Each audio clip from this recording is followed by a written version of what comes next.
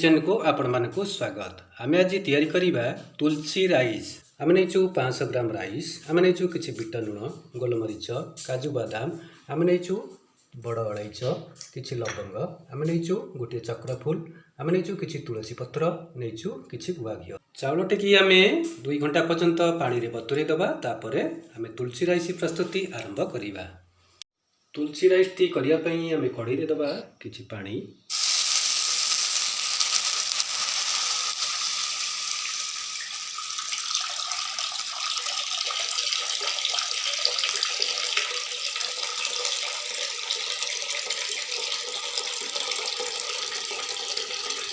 पानी गरम हवा को छाड़ दबा। पानी आमर फुटिलानी, आमे ऐड करिबा चाउल को।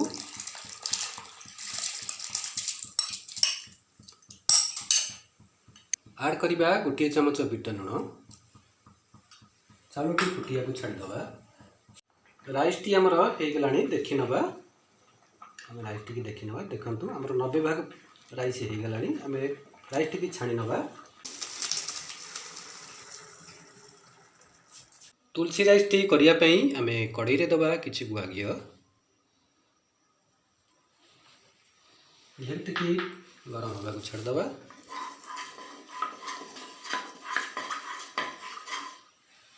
ऐड करिबा 2टी बड़ अलैच। ऐड करिबा गोटे चक्रफूल। ऐड करिबा आमे किछि लवंग। ऐड करिबा किछि कबाब चीनी। भल भाव मिसई नबा। काजू बादाम ऐड करिबा। हमें काजू बादाम को घी रे टिके भाजी नबा। काजू बादाम की हमर भाजी हो जाइए। हमें थोड़ा ऐड करिबा राइस।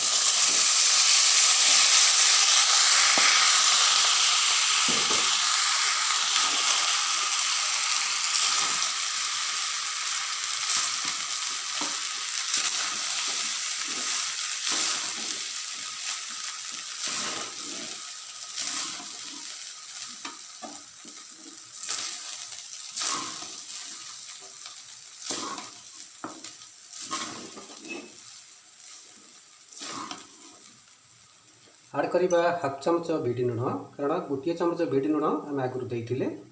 हाफ चमच बिट लुण दबा। आपन को जदि चीनी पसंद हुए ताले आपन एठी चीनी ऐड करि परिबे। ऐड करिबा गोटे चमच गोलमरीच गुंड, आपन एठी सा मरीच गुंड ऐड करि परिबे। भल भाबरे हम मिसई नबा। देखंतु भल भाबरे मिसई नबा।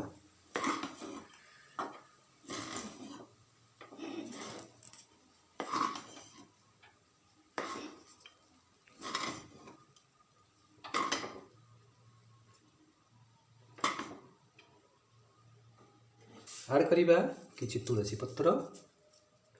आमे तुलसी पत्र तो भल भाबरे राइस टी मिसई नबा। प्रस्तुत हो जाइए तुलसी राइस। आपण माने जदि तुलसी राइस टी सर्व करिवे, निरामिषी मेनू सहित सर्व करिवे, आपण माने पूजा पार्वण बा मठबाड़ी मानकरे राइस टी ऐड करि परिवे। आमर प्रस्तुत हो जाइए तुलसी राइस। आमे अलग एक पात्र को काढ़ी नबा। प्रस्तुत हो जाइए आमर तुलसी राइस। आपण माने याकू निरामिषी सहित सर्व करि परिबे। आमर रेसिपी जदि आपण मानकू भल लागि थाए, आपण निश्चिंत घरे तैयारी करिवे। हमको कमेंट माध्यम रे जणाइबे। लाइक करिवे, शेयर करिवे, सब्सक्राइब करिवे। पुणी देखा हबो आगामी नुआ नुआ रेसिपी सहित। रहूछु नमस्कार।